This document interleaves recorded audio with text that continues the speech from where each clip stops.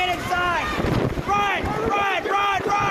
Run! Run! Run!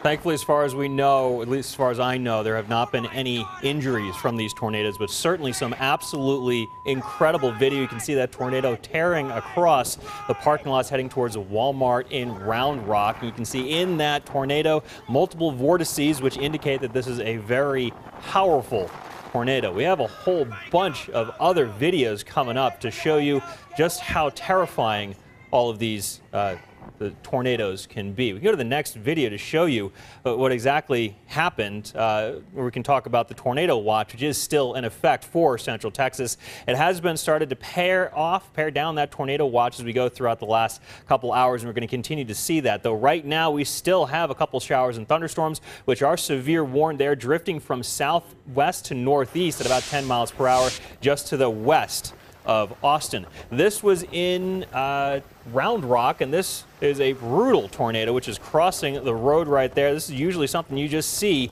in like the Great Plains, not here in Central Texas. Another video taken from Chiron of a tornado in Round Rock.